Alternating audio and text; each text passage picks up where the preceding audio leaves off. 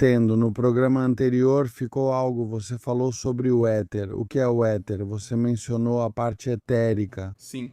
O que é isso? Como você define isso e por que é importante? O éter na medicina tradicional chinesa, é chamado de Qi, ou a energia fundamental com a qual vivemos, falamos, comemos. É o que nos faz mover, o que nos mantém vivos. Há um cientista alemão que emigrou para os Estados Unidos chamado Wilhelm Reich. Ele morreu, já era discípulo de Freud, e Wilhelm Reich descobriu como manipular o éter para poder gerar chuva, por exemplo. E desenvolveu uma máquina chamada Cloudbuster, que é uma máquina para criar nuvens e para destruir nuvens, ou seja, para criar chuva e para fazer com que a chuva desapareça. Também nos anos 50 ele foi detido pelo FBI e todo o seu material foi confiscado, e esse homem foi preso, e enfim, deixaram ele um pouco na miséria. Por que estou dizendo isso? Ele chamou o éter de orgônio, nome dado por Wilhelm Reich, conceito que muitos reconhecem. Orgônio e éter são a mesma coisa. Então, ele aprendeu a manipular essa energia para poder se beneficiar. Por exemplo, essa mesma energia em civilizações passadas, foi usada para criar câmaras de regeneração física. Pessoas que estavam, e estou falando de civilizações muito antigas, pessoas que estavam mal fisicamente. Elas entram em uma câmara feita de pedra. E essa câmara que na arqueologia é chamada de dolmen, certo?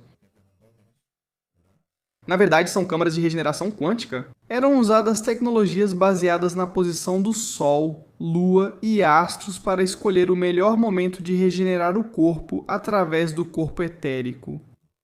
Na Kabbalah se ensina que a doença vem da Neshama, ou seja, de um dos níveis mais elevados. Mas, na verdade, a doença ou o processo de adoecer pode vir de uma camada emocional mais próxima do físico, do etérico. E tratando cada sintoma em cada uma das camadas correspondentes, é onde podemos ter sucesso na retificação desse processo doente ou de doença. Ou, na verdade, desse processo de aprendizado da alma. Entendi, então o éter, para resumir, seria como a energia da vida. Isso é o Qi, é chamado de Qi na medicina chinesa. Quem se apossou de Deus no mundo moderno? Eu sinto, não sei se essa é a sua opinião ou se você concorda com o que vou dizer a seguir, que o ser humano está nesta época cada vez mais afastado do plano espiritual. E que isso tem propósitos claros de que o ser humano opere mais no mundo material, em um mundo material que é controlado pelo que você chamou de seres reais, eu os chamo de Illuminatis satânicos.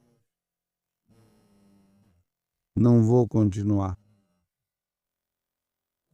Qual é a sua opinião em relação à afirmação que acabei de fazer?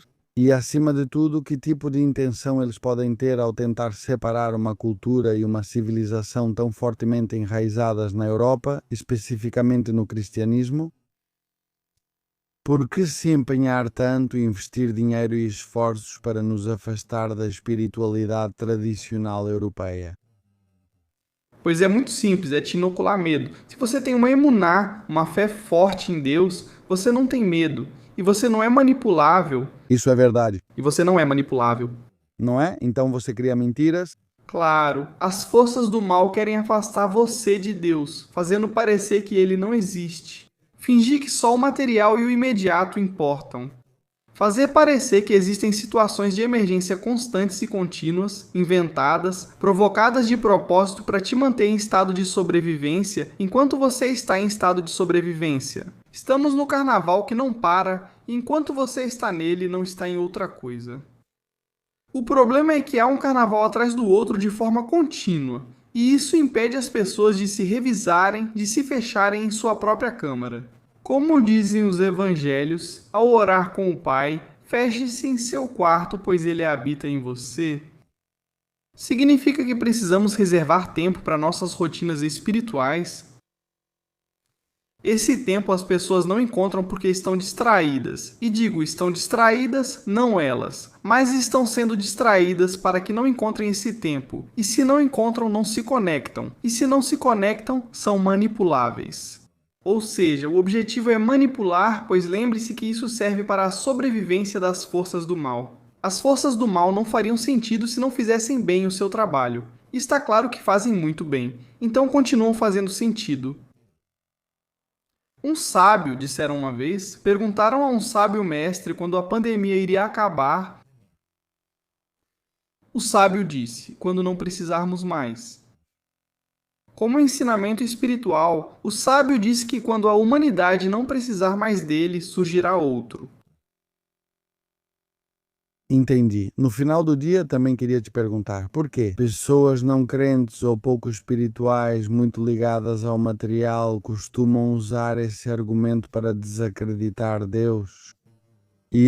Se Deus existe, se, como você diz, a fonte existe, a energia vital que conecta tudo existe, que cada um chame como quiser, por que o sofrimento e a dor são necessários neste mundo? Por que Deus permite a guerra e a fome? Por que Deus permite a pobreza e que crianças tenham câncer?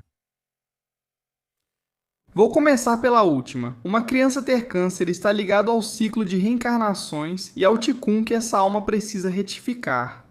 Há casos em que uma alma conclui seu ciclo de reencarnações e só precisa encarnar novamente. Uns 3 ou 4 meses viver algo e deixar este mundo. Porque era a cota de aprendizado restante não só para ele, mas também para os pais e o ambiente familiar, mostrando que os aprendizados se conectam a todos que convivem com essa criança. Em geral, por que permite o sofrimento? Não é que permita o sofrimento, mas neste jogo tudo é permitido. Entre o bem e o mal, o sofrimento está no mal. O que acontece é que no final o mal não é mal, mas pode se transformar em bem. Se desse sofrimento, você gerar um fruto que te faça se transformar e crescer espiritualmente. E na verdade, como está escrito, está onde estão os seus problemas. A maioria das pessoas tenta fugir dos seus problemas e não quer saber nada sobre eles. Quando o que as fontes místicas e espirituais estão te ensinando é o seguinte: se você tem um problema, ou tem um desafio, ou tem uma dificuldade, não fuja dele. Deus quer te ensinar algo e se conectar com você. Observe, aceite, aprenda, agradeça e decida. Uma vez perguntaram a um sábio: como o senhor tem uma saúde tão boa com 120 anos de idade? O que o senhor toma para ter boa saúde? E o sábio respondeu: decisões. Tomar decisões pode te levar muito longe na vida. Algumas não vão ser agradáveis, algumas não vão agradar, mas não viemos aqui para agradar, viemos aqui para agradar a nós mesmos. A nós mesmos, a ser coerente. E aquelas coisas que não forem aceitáveis na sua vida, você tem que se revisar. E aquelas coisas que te fazem mal, você tem que se revisar. Aprende-se até certo ponto, mas depois é preciso revisar e aceitar a dor e o sofrimento. Por que Deus permite o sofrimento? Está escrito no Talmud que Deus te ajuda, mesmo se quiser fazer o mal. Por isso te explico, pois isso faz parte da frequência deste mundo.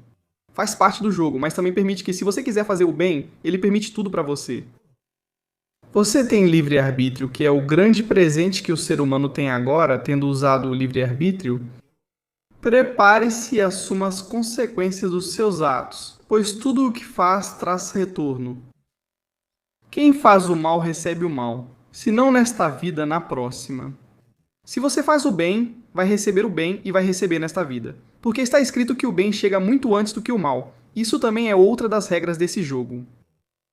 Ou seja, os atos de bondade que você fizer vão repercutir muito antes do que os atos de maldade. Os atos de maldade vão te dar a aparência de que está tudo bem, que está tudo certo, que está tudo bem. Na próxima vida você voltará e sofrerá. Mas algo inesperado acontecerá e você vai se perguntar, por quê? E melhor ainda, você é uma criança que tem câncer?